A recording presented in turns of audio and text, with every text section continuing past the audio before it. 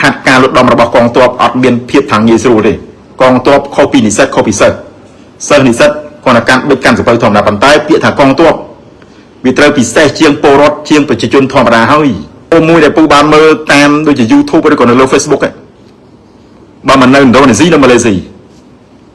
កងទ័ពដែលគេកំពុងតែវឹកវើវឹកខាត់ហ្នឹងគឺលួននៅលើទឹកហ្មងហើយគ្រូនៅពីលើសងខាងបាញ់គិតមើល AK47 ភ្ជុងគ្រាប់បានន័យថានៅនឹងក្បាលនេះសងខាងនេះហើយចុះប្រសិនមកឧទាហរណ៍ទៅបើសិនបើភ្លាត់គឺងាប់ហ្មងទឹកដោះគោគេពិសេសឯងមិនយល់ទេពូមកដូច18បោក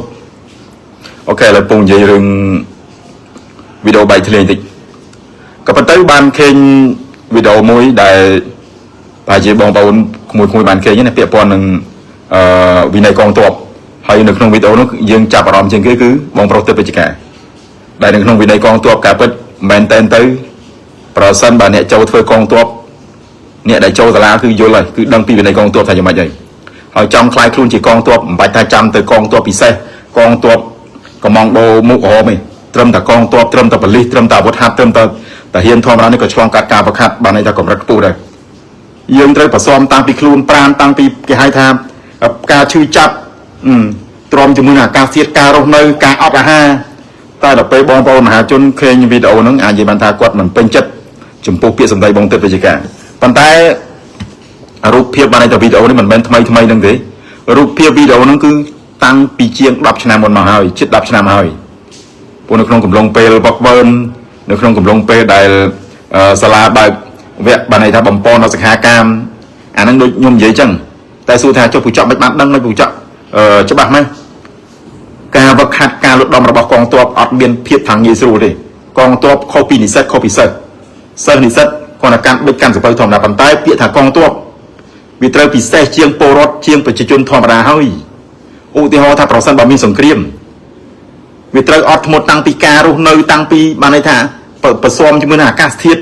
ការអត់អាហារភាពឈឺចាប់គ្រប់បែបយ៉ាងចូលឧទាហរណ៍ថាអានេះយើងគាត់ឧទាហរណ៍ថាចុះបើសិនបើខ្មាំងចាប់បានការធ្វើទរណកម្មផ្សេងប្រអត់អាហារវាយដំច្រំធាតុអញ្ចឹងបានគេប្រសំមិនបែរណាឃើញផ្ទះមកកភ្លៀងពីរកភ្លៀងអូអាក្រក់អក្រីខ្លាំងណាស់មើលទៅវាប្រមាណទទួលយកប៉ុន្តែកងទ័ពគឺអញ្ចឹងហើយមិនមែនតែវីដេអូមួយនឹងទេវីដេអូប្រហែលឆ្នាំមុនដែលសាលានគរបាលឃើញគ្រូដើរផ្ទះកភ្លៀងផ្ទះផងទាត់ផងអីផងក៏ឃើញមានបងប្អូនយើងរិះគន់ដែរគាត់គិតថាចូលសាលាកងទ័ពសាលានគរបាលសាលាអីហ្នឹងគឺងាយស្រួលចូលទៅក្រៅតែពីចេញមកវិញពាក្យឯកស្ថានចេះពាក្យឯកស្ថានបានមែនប៉ុន្តែត្រូវដឹងថាពាក្យថាកងទ័ពនោះពូនិយាយអញ្ចឹងគឺទទួលបានការបង្ខាត់កម្រិតខ្ពស់ខ្លាំងណាស់អានេះគ្រាន់តែជាផ្នែកមួយណាស៊ីប្រមាណកភ្លៀងរបស់គ្រូបើវីដេអូមួយដែលពូបានមើលតាមដូចជា YouTube ឬក៏នៅលើ Facebook បើមិននៅឥណ្ឌូនេស៊ីនៅម៉ាឡេស៊ីកងទ័ពដែលគេកំពុងតែវឹកវើវឹកខាត់ហ្នឹងគឺលួននៅលើទឹកហ្មងហើយគ្រូនៅពីលើសងខាងបាញ់គិតមើល AK47 ភ្ជុងគ្រាប់បានន័យថានៅនឹងក្បាលនេះសងខាងនេះហើយចុះប្រសិនមកឧទាហរណ៍ទៅបើសិនបើភ្លាត់គឺងាប់ហ្មងអាហ្នឹងការវឹកវើកម្រិតខ្ពស់ការវឹកហាត់កម្រិតខ្ពស់តែដល់ពេលបងប្អូនលេងគាត់នៅលឺសម្ដីរបស់គ្រូទៅវិជ្ជាការនិយាយប៉ុណ្ណឹងជេរគាត់ប្រមាថមើលងាយទៅលើគាត់ខ្ញុំមើលទៅគាត់ដូចរាល់ថ្ងៃហ្នឹងគាត់លះបង់ខ្ញុំអានេះពងនិយាយមែនខ្ញុំនិយាយមែនបងប្អូនចំពោះបងប្រុសទៅវិជ្ជាការគាត់ដូចជាទ័ពពិសេស911ឆាត់យង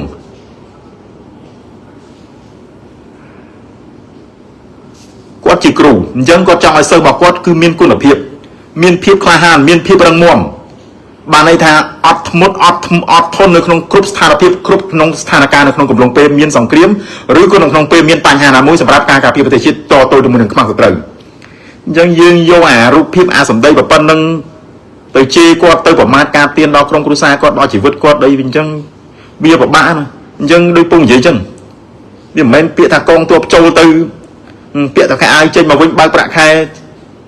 អត់ទេហើយប្រសិនបើចូលដល់គេហៅថាកងទ័ពពិសេសឬក៏កងកម្លាំងដូរការវឹកហាត់គឺលើទាហានបានន័យថា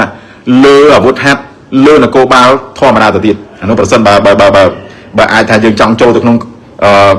ភាពកំងដូរពិសេសព្រោះកំងដូរពិសេសមួយមិនងាយចេញទេវាទល់តែមានបេសកកម្មណាមួយធំឬក៏បេសកកម្មមួយដែលពិបាកបានគេបញ្ចេញបានគេប្រើកំងដូរពិសេសនឹងចូលទៅ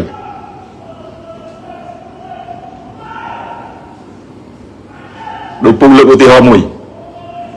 ក្នុងកំឡុងពេលដែលគេតាមប្រមាញ់អូសាម៉ាប៊ីនឡាដិនហេតុអីបានគេមិនប្រើ CIA គេមិនប្រើ FBI គេមិនប្រើទ័ពធម្មតាអត់ទេគឺគេប្រើកំងដូរពិសេសហើយដែលមានវ័យចំណាស់ជាងគេបំផុតគេហៅថា SEAL Team 6តាមប្រមាញ់អូសាម៉ាប៊ីនឡាដិននៅដូចជានៅណានៅប៉ាគីស្ថានចាយពេលប្រហែលជាង10ឆ្នាំមកទម្រាំទៅតាមកំចាត់ទម្រាំទៅដឹងសម្បុករបស់អូសាម៉ាប៊ីនឡាដិនមេភេរវកម្មអាល់កេដាបានហើយគាត់មើលប្រហែលអាមេរិកផងនៅជាប្រទេសមហាអំណាចជាប្រទេសខ្លាំងសពាវុធជាប្រទេសដែលគេហៅថាវឹកវើកងទ័ពកម្រិតខ្ពស់បំផុតជាងប្រទេសនានាលើពិភពលោកនៅអាមេរិកបានន័យថាជ្រើសរើសកំងដូរឬក៏កងទ័ពណាមួយដែលទុកចិត្តបំផុតឲ្យធ្វើបេសកកម្មធំនឹង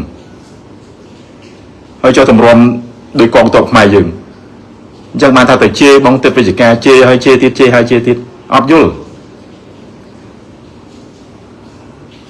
ពេលខ្លះអ្នកដែលគេធ្វើដោយគាត់ជាគ្រូគាត់ចង់ឲ្យកូនសិស្សរបស់គាត់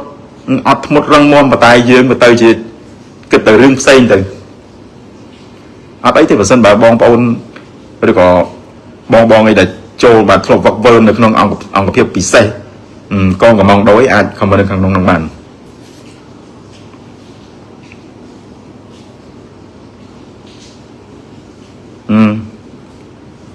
ចុះឯងចាំបាច់ទៅឆ្ងល់អីចុះឯងមិនមើលរឿងហុងកុងមើលរឿងហុងកុងដឹងហើយការវឹកវើការវឹកហាត់របស់គេយ៉ាងម៉េចលំហាត់ប្រាណគេយ៉ាងម៉េចលូនក្រាបឡើងជាងតោងខ្សែរ៉ូតហក់លូតឆាប់យងចុះពីថងពីកញ្ចក់វាមានគ្រប់ទាំងអស់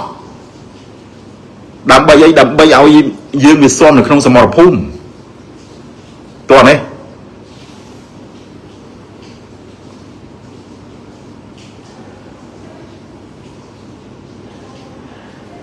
ឥឡូវពូបញ្ចប់ត្រឹមហ្នឹងពាក់ព័ន្ធនឹងវីដេអូរបស់កងទ័ពហើយនឹងបងប្រុសទិដ្ឋវិជ្ជារ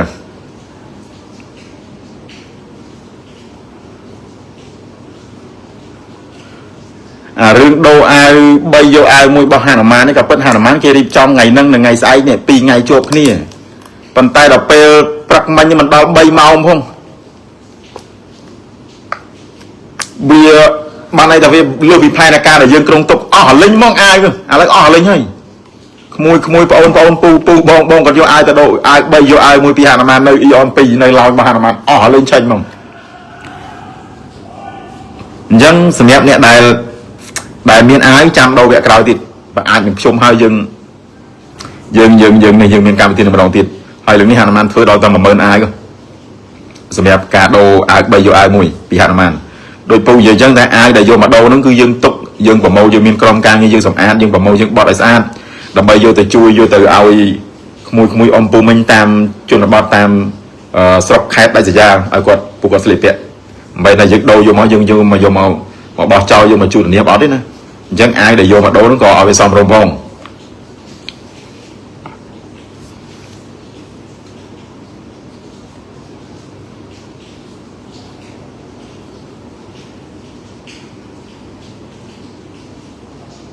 ពងនិយាយគូរៀលម៉ោង9:15នាទី